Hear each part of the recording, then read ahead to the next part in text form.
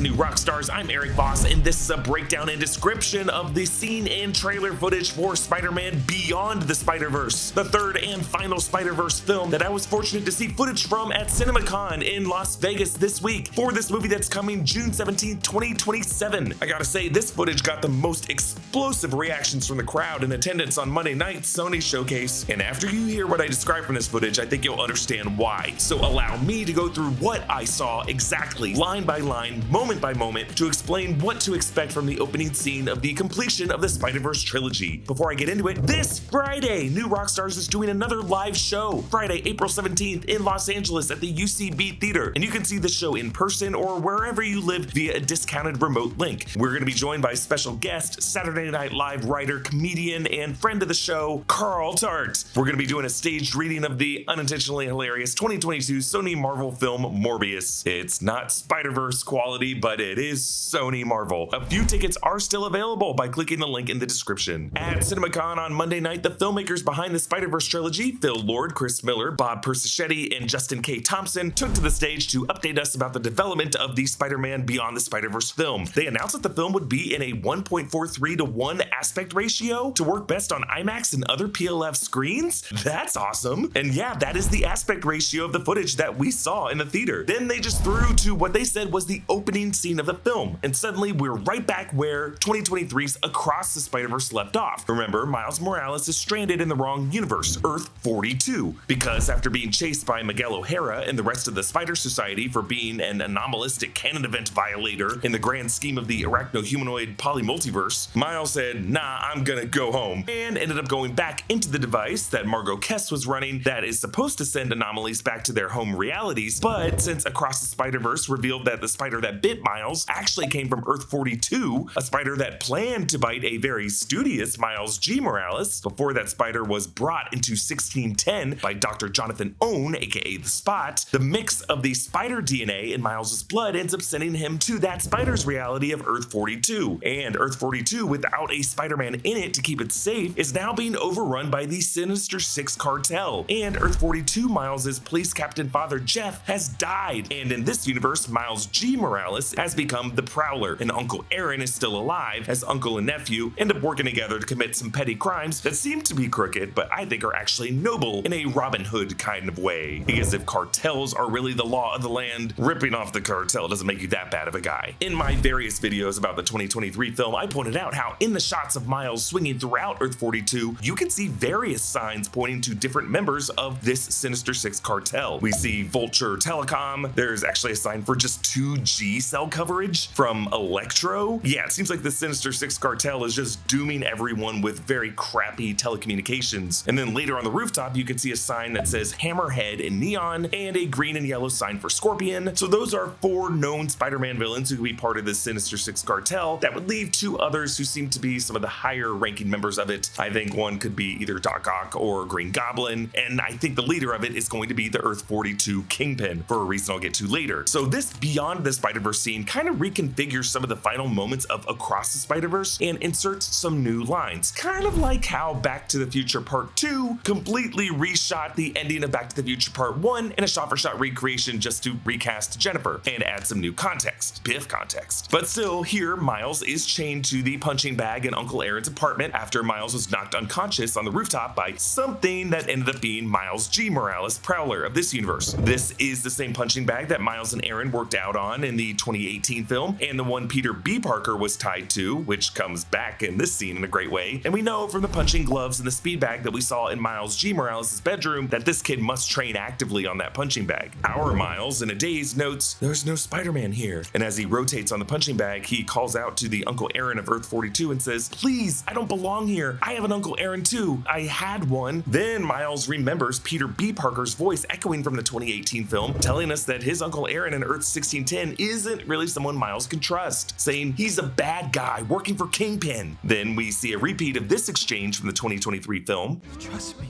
I know you don't want to be the Prowler." I'm not. And once again, we see Prowler Miles G. Morales in the rafters watching Miles through his infrared goggles. He actually sees Miles in the red and blue colors that 1610 Peter Parker eventually saw Miles in before initially seeing that Miles in the colors of green and purple through his Spidey sense. That was his Spidey sense's way of telling him that there's gonna be a spider that bites his kid that comes from a green and purple universe. As Prowler steps up, once again, Uncle Aaron tosses him his gauntlet claw and Miles G. Morales puts it on. It's awesome. Reminder that Miles G. Morales is voiced by a different actor, Jarrell Jerome. And now, instead of the exchange about the 1610, Miles' father from the 2023 film Beyond the Spiderverse has the two Mileses kind of jumping straight to introductions. Who are you? I'm Miles Morales, but you can call me the Prowler. You have to let me go. Why would I do that?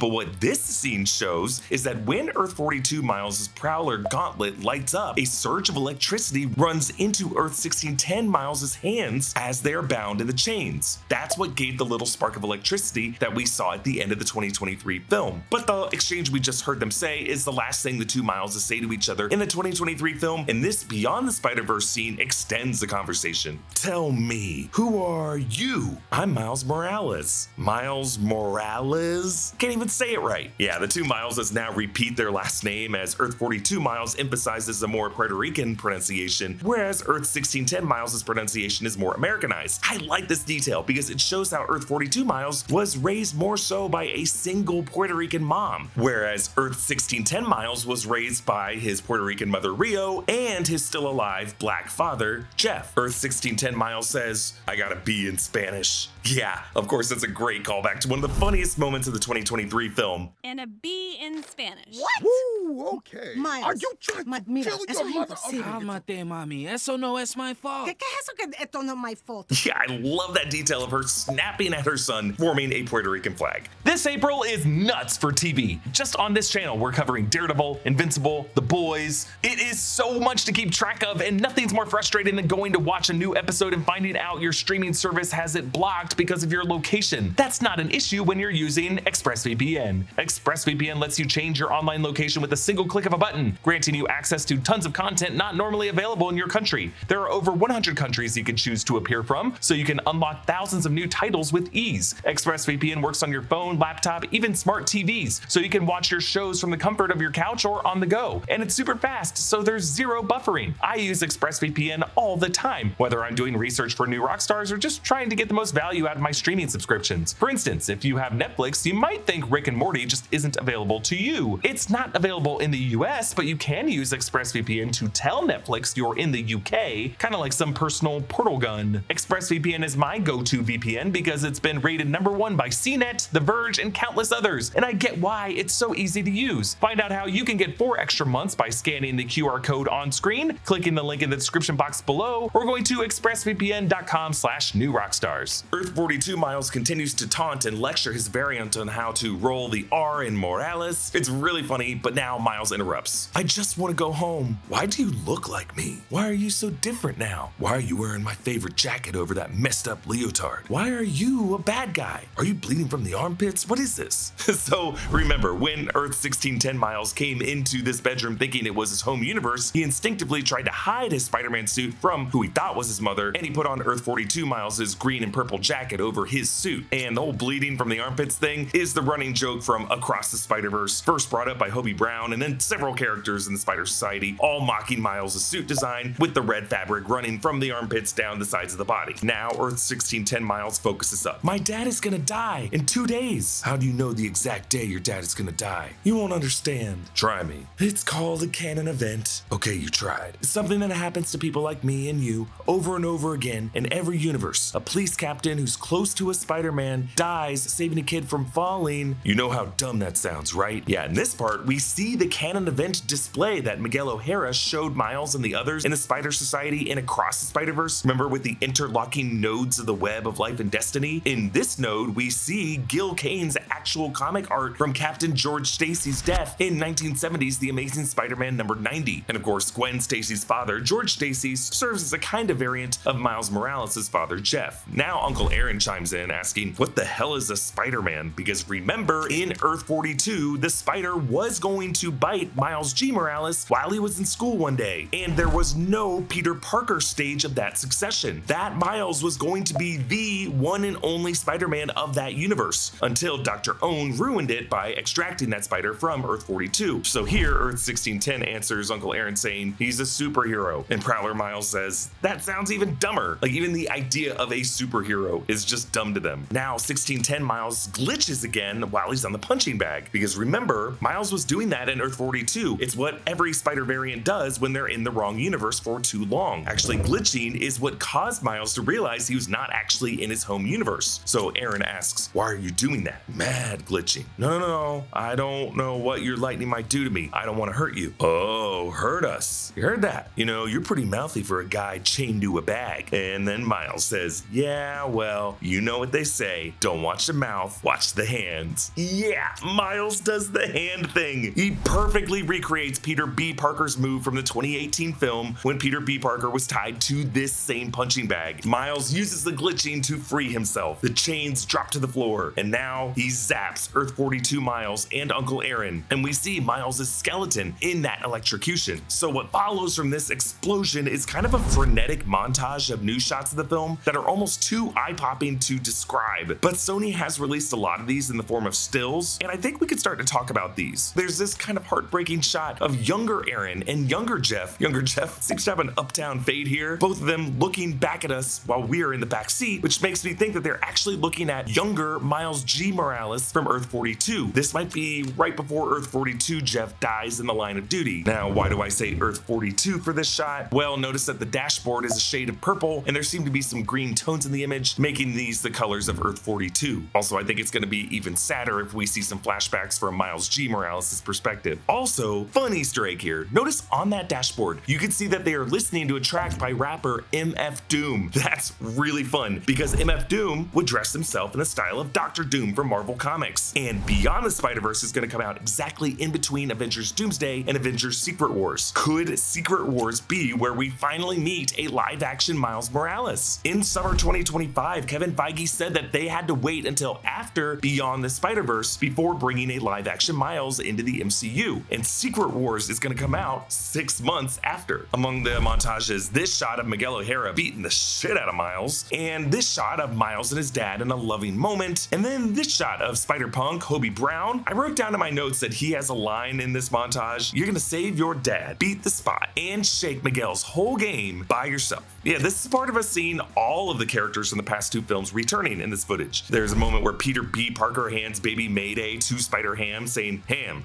hold my baby. And John Mulaney's voice comes in as Ham saying, gladly, but I'm all out of milk. We see some pretty creepy shots of the spot as his black ink seems to be spilling out beyond his form as he says, I just want to be taken seriously. And I'm almost certain that we do see an alternate version of Kingpin in here, which is interesting to see now that the MCU Kingpin has just lost his wife Vanessa. And remember, in the 2018 film, it was Kingpin losing Vanessa and his son that drove him crazy into funding the Collider project to avert that canon event. And that's really what started all of this. This montage ends with Miles' mother Rio saying, I asked you to be tough, you're not tough, you're strong. Remember, in the second film, a lot of us theorized that Rio's speech early in that film to Miles, remember, to take care of that little boy for me, was foreshadowing Miles' ultimate mission to take care of his variant brother from Earth 42, who did not grow up with a father. These two Mileses are not enemies, and Earth 42 Miles and Aaron probably aren't villains. They're just survivors, and all of these survivors are going to band together. So we're covering all the big news from CinemaCon with daily live streams and breakdown videos like this. Here's our schedule for our live streams, and please support New Rockstars with something from our merch store, nerdride.shop, like this Spider-Man Who's Who design. Comment down below with your thoughts on this, and a special thanks to one of our In Our Underground subscribers, Paulo Bianca, for supporting us at the executive producer level. You can get all of our exclusive bonus content by clicking on the link in the description below or going toinourunderground.supercast.com. Big thanks to Studio Tech Brian Kim, to my partner in crime here at CinemaCon, Jessica Clemons, New Rockstars editors Joshua Stephen Hurd and Abby Freel, and all of the supporting editors for their work on this video. Follow me at EA Voss, hit that subscribe button. Thanks for watching, and I'll see you next time. Bye.